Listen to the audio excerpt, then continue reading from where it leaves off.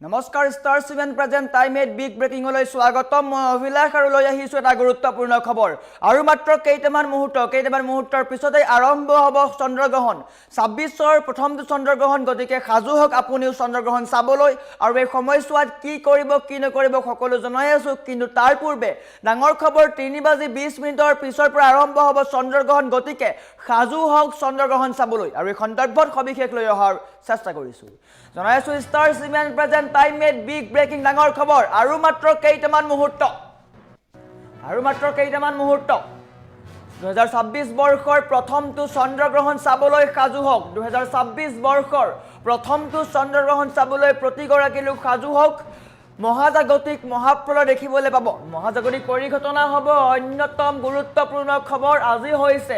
2026 বৰ্ষৰ প্ৰথমটো চন্দ্ৰগ্ৰহণ আৰু মাত্ৰ কেইটামান মুহূৰ্তৰ পিছতে আৰম্ভ হ'ব চন্দ্ৰগ্ৰহণ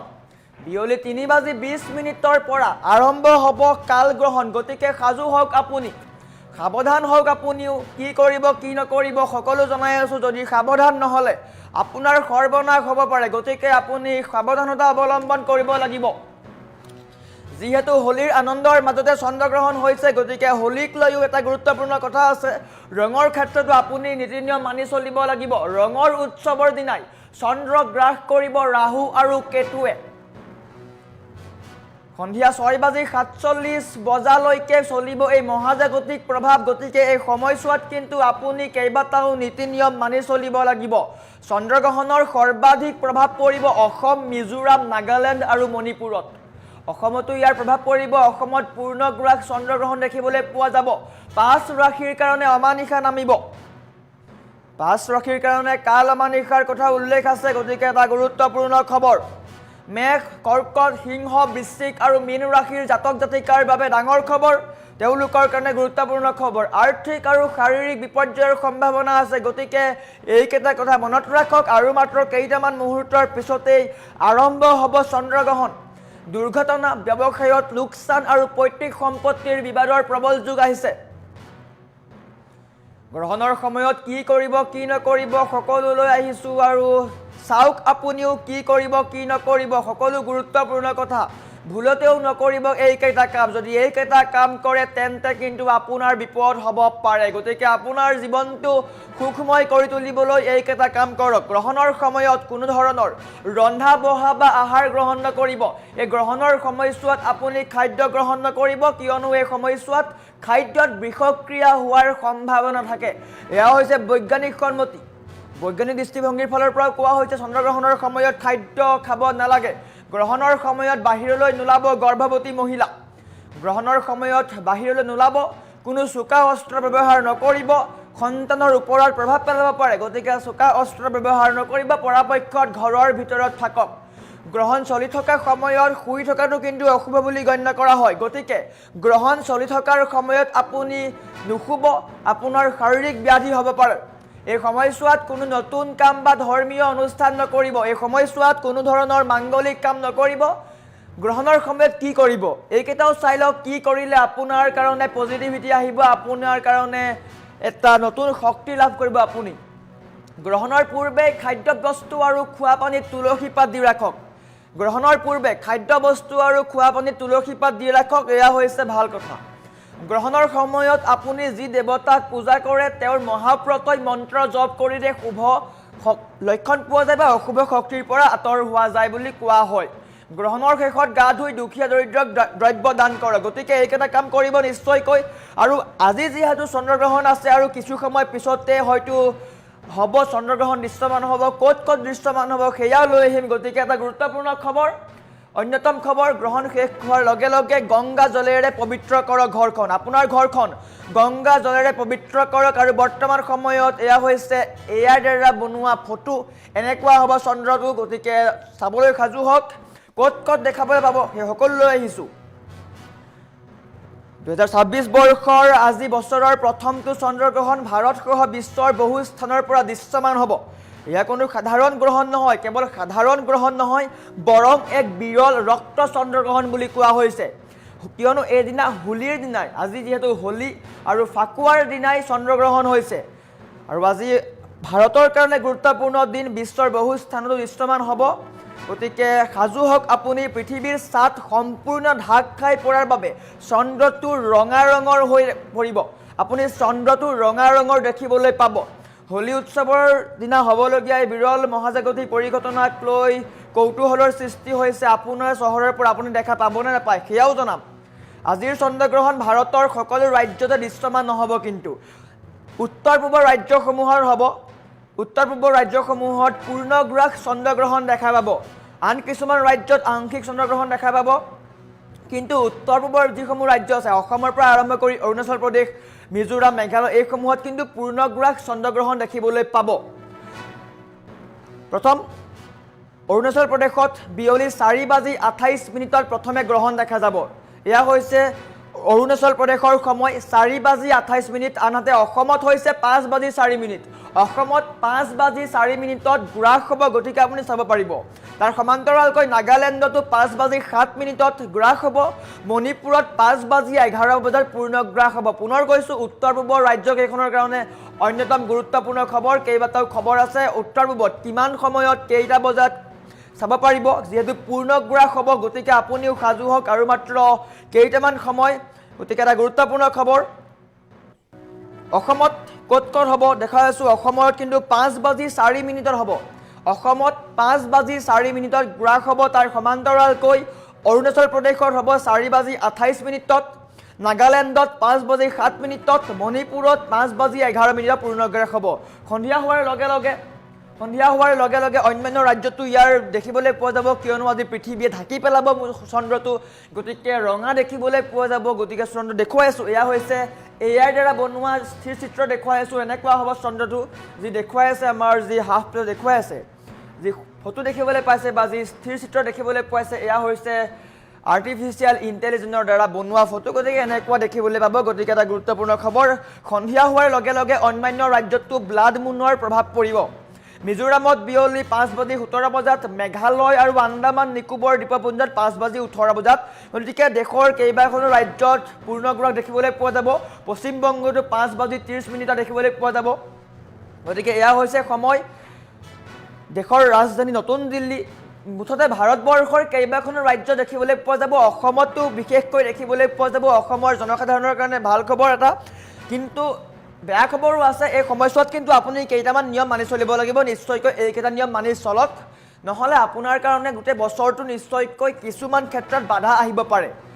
বৈজ্ঞানিক দৃষ্টিভংগীও আছে নিশ্চয়কৈ বৈজ্ঞানিক দৃষ্টিভংগীৰ ফালৰ পৰা কোৱা হৈছে যে খাদ্য গ্ৰহণ নকৰিব এই সময়ত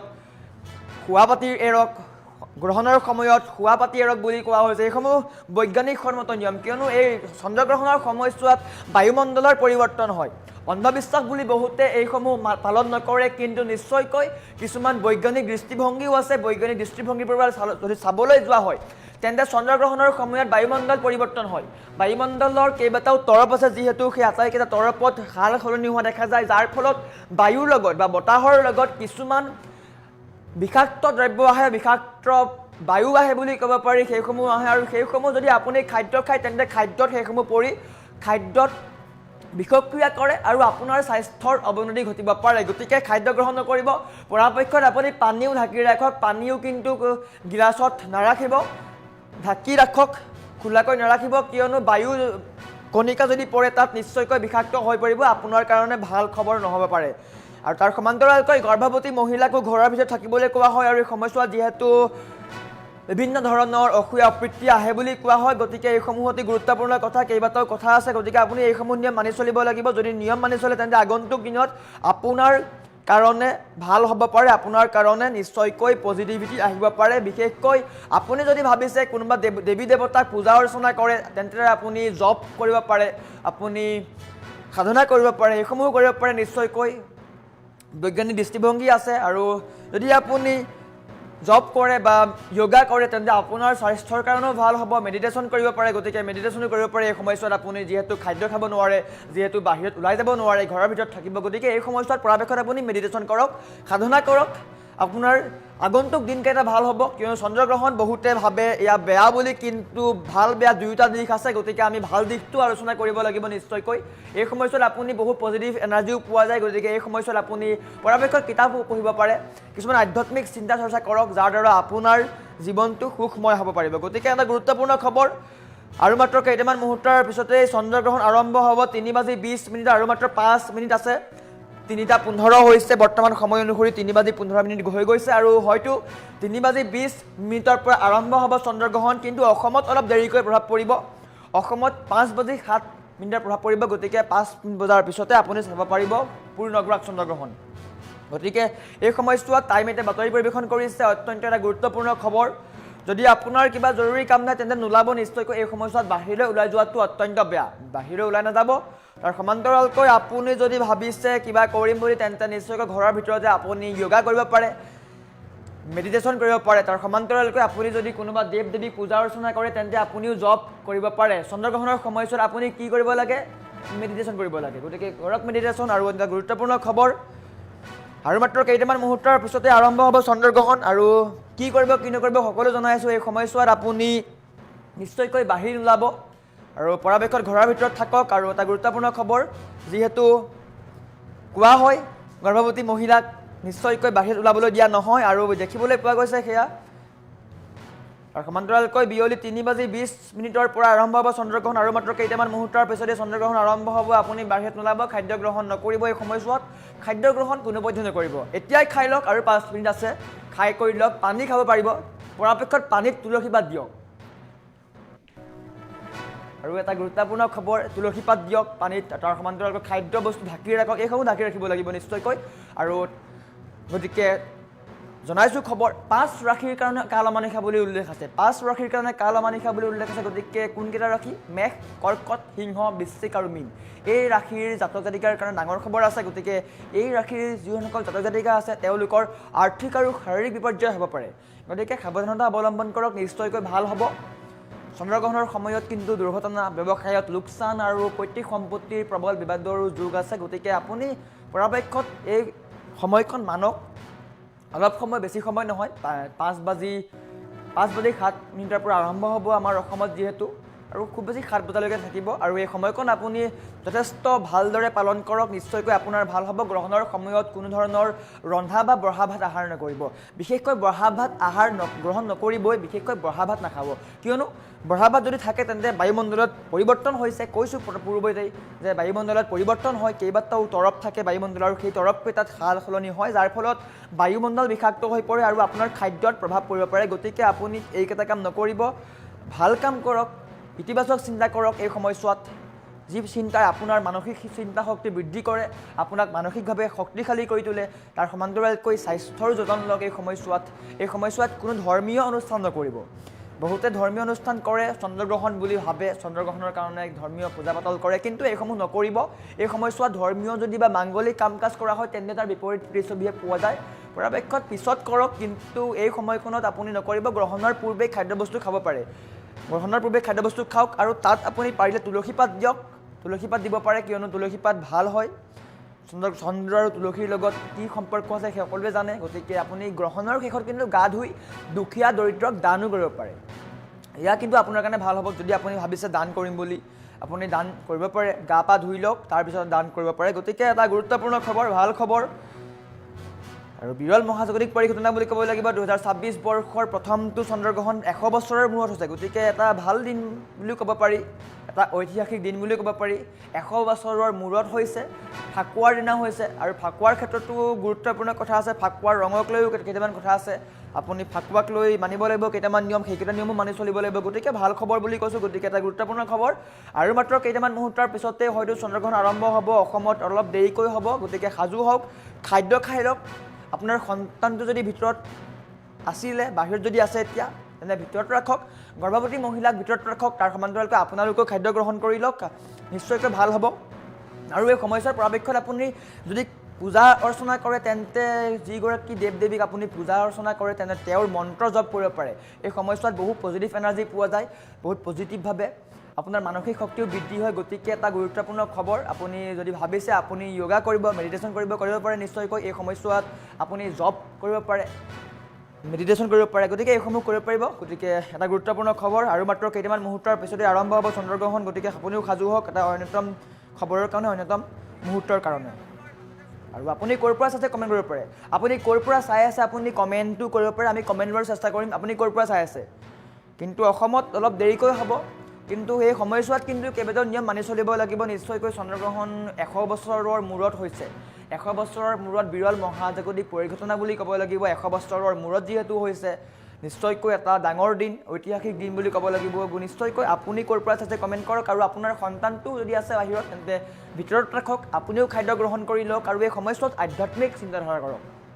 কিয়নো চন্দ্ৰগ্ৰহণৰ লগত আমাৰ মানৱ শৰীৰৰ বহু সম্পৰ্ক আছে যিদৰে সূৰ্যৰ লগত আমাৰ সম্পৰ্ক আছে মানৱ শৰীৰৰ ষষ্ঠ ইন্দ্ৰিয়ৰ যিদৰে মানৱ শৰীৰৰ ওপৰত সম্পৰ্ক আছে ঠিক একেদৰে চন্দ্ৰৰ লগতো আমাৰ ষষ্ঠ ইন্দ্ৰিয়ৰ সম্পৰ্ক আছে আৰু এই সময়ছোৱাত আপোনাৰ নিজৰ ষষ্ঠ ইন্দ্ৰিয়ক যদি এক্টিভ কৰি ৰাখিব বিচাৰিছে তেন্তে মেডিটেশ্যন কৰক যদি ভাবিছে এই চন্দ্ৰগ্ৰহণৰ সময়ছোৱাত আপোনাৰ ষষ্ঠ ইন্দ্ৰিয় নাক কাণ মুখ মগজু সকলো এক্টিভ কৰি ৰাখিব তেন্তে মেডিটেশ্যন কৰক জব কৰক আপোনাৰ যিগৰাকী দেৱ দেৱীক পূজা কৰে আপুনি তেন্তে আপুনিও জব কৰক আধ্যাত্মিক চিন্তাধাৰা কৰক গতিকে ভাল খবৰ পুনৰ কমেণ্ট লৈছোঁ কমেণ্ট সকলোৱে কৰিছে লোকেন ৰয়ে বঙাইগাঁৱৰ পৰা চাই আছে বুলি উল্লেখ কৰিছে ধন্যবাদ জনাইছোঁ চেন্নাইৰ পৰা চাই আছে বুলি উল্লেখ কৰিছে ধীৰেন্দ্ৰাম কৰ্মীয়ে নিশ্চয়কৈ সুৰজিতে উল্লেখ কৰিছে তেজপুৰৰ পৰা চাইছোঁ বুলি উল্লেখ কৰিছে ৰিংকু মুনুৱে লখিমপুৰৰ পৰা চাইছোঁ বুলি উল্লেখ কৰিছে নুৰুল আমিনে লখিমপুৰৰ পৰা চাইছোঁ বুলি উল্লেখ কৰিছে বন্দেজ এয়ালে গুৱাহাটীত আছে বুলি উল্লেখ কৰিছে নাৰায়ণ ৰাজবংশীয়ে কোকৰাঝাৰৰ পৰা চাই আছোঁ বুলি উল্লেখ কৰিছে দীপক ৰবিদাসে গোলাঘাটৰ পৰা চাই আছোঁ বুলি উল্লেখ কৰিছে জিতুল নাগে গোলাঘাটৰ পৰা চাই আছোঁ বুলি উল্লেখ কৰিছে বাবু চেতিয়াই ধুবুৰীৰ পৰা চাই আছোঁ বুলি উল্লেখ কৰিছে ৰিয়ান বৰাই মৰিগাঁৱৰ পৰা চাই আছোঁ বুলি উল্লেখ কৰিছে আছিকুল আহমেদে গোৱালপাৰাৰ পৰা চাই আছোঁ বুলি উল্লেখ কৰিছে ঝাৰণা খামটিয়ে লখিমপুৰৰ পৰা চাই আছোঁ বুলি উল্লেখ কৰিছে গতিকে সকলো দৃঢ় যিসকলে টাইমেট চাইছে বৰ্তমান সময়ত তেওঁলোকলৈ এটা আহ্বান এই চন্দ্ৰগ্ৰহণৰ সময়ত আপোনালোকে কেইটামান নিয়ম মানি চলক নিশ্চয়কৈ আপোনাৰ ভাল হ'ব বহুতে অন্ধবিশ্বাস বুলি ভাবে কিন্তু বৰ্তমান সময়ত বৈজ্ঞানিক দৃষ্টিভংগীও আছে বহু ক্ষেত্ৰত বৈজ্ঞানিক দৃষ্টিভংগীও আছে গতিকে এই সময়ছোৱাত খাদ্য গ্ৰহণ নকৰিব প্ৰথম কথা বহা বা ৰন্ধা ভাত নাখাব এই সময়ছোৱাত কিয়নো এই সময়ছোৱাত বায়ুমণ্ডলৰ পৰিৱৰ্তন হয় বায়ুমণ্ডলৰ কেইবাটাও তৰফ ট্ৰপ'স্ফিয়াৰ ষ্ট্ৰেটোস্ফিয়াৰ এইসমূহ তৰফ সলনি হোৱা দেখিবলৈ পোৱা যায় গতিকে এইসমূহত সাল সলনি হোৱা মানে বায়ুমণ্ডলৰ পৰিৱৰ্তন হৈছে আৰু খুব বিষাক্ত কণিকাও আহে এই কণিকাসমূহ আপোনাৰ খাদ্যত পৰি বিষক্ৰিয়া হ'ব পাৰে গতিকে এইসমূহ আপুনি নাখাব নিশ্চয়কৈ যদি পূৰ্বতে খাইছে ভাল কথা যদি নাই খোৱা এতিয়া নাখাব 7 বজাৰ পিছত খাওক বা 8 বজাৰ পিছত খাওক অলপ দেৰিকৈ খাওক পলমকৈ খাওক আপোনাৰ কাৰণে ভাল হ'ব আৰু এই সময়ছোৱাত অলপমান আধ্যাত্মিক ভাৱধাৰা কৰক নিশ্চয়কৈ সকলোকে ধন্যবাদ জনাইছোঁ গোলাঘাটৰ পৰা ৰিংকু মুনিয়ে চাই আছোঁ বুলি উল্লেখ কৰিছে ধন্যবাদ জনাইছোঁ আৰু এনেকৈয়ে হয়তো আৰু কিছু সময় পিছতে আৰম্ভ হ'ব চন্দ্ৰগ্ৰহণ অসমত প্ৰভাৱ পৰিব অলপ দেৰিকৈ 5:07 প্ৰভাৱ পৰিব অসমৰ লগতে উত্তৰ পূবৰ কেইবাখনো ৰাজ্যত পৰিব উত্তৰ পূব নহয় ভাৰতৰো কেইবাখনো ৰাজ্যত পৰিব কানপুৰ আছে দিল্লী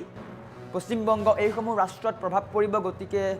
এটা ভাল খবৰ গুৰুত্বপূৰ্ণ খবৰ গতিকে আপুনিও এই সময়ছোৱাত বা এই বিৰল মহাজাগতিক পৰিঘটনাৰ সাক্ষী হওক